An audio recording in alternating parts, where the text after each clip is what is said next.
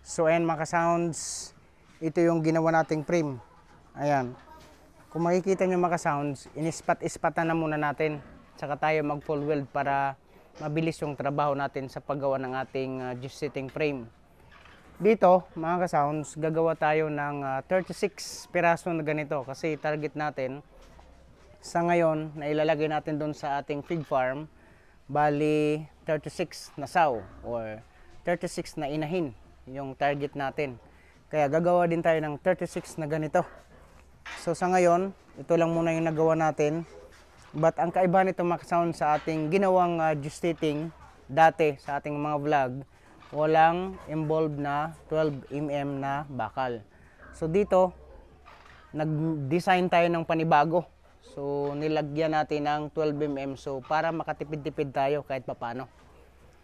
So dito mga ka-sounds, yung GI5 na gamit natin, ito na yung makapal. Ang size niya 1/2.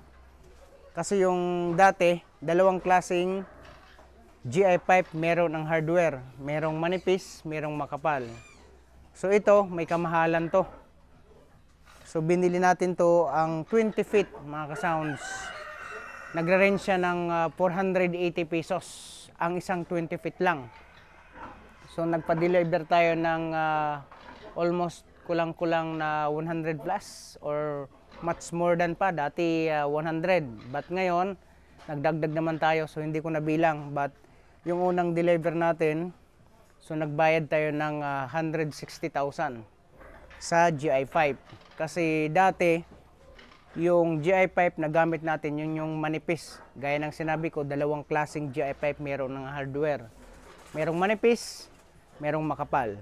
Yung manipis, tag 300 ang isang pirasong GI pipe na tinatawag. So 20 feet ang size niya.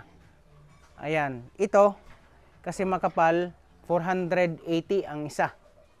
So mas mahal-mahal siya. Pero, ang kagandahan ng makapal kasi lifetime. And yung manipis, so kaltagalan, siyempre manipis siya, bumibigay din. But, ang kagandahan din doon, mas mura. Kasi pag ganito, ang maintenance natin ito is pintura lang. Ayan, yung epoxy primer. Dapat merong epoxy primer bago tayo mag-fix. And then dito, mga ka-sounds, kung makikita nyo mismo, ito yung mga gagawin pa natin na iba.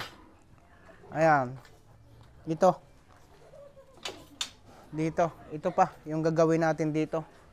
But yung iba, ayan, yung ibang GI5 20 feet ito.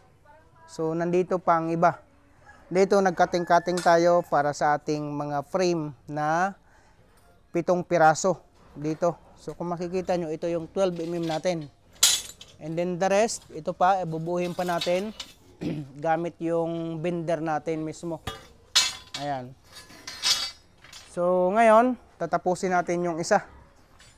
Ipo-full weld natin yung 7 piraso dito. Ang kaganda nito mga ka-sounds kasi ang GI5 na gamit natin ngayon, yun yung makapal. Unlike dati, yun yung manipis. So na-try na natin yung manipis na GI5, galvanized iron. Ngayon naman, ito yung makapal mismo. Siyempre gamit natin yung Bosch, ayan, welding machine. Bumili din ako ng welding machine para sa paggawa natin ng ating justating pin. So ito yung frame na design natin, yung bago nating design. So may involved na dito yung 12mm na bakal. So tara, i-full weld na natin mga ka-sound kasi dito yung 7 piraso, bali ispat-ispat lang muna para madali. So ngayon, magpo-full weld na tayo.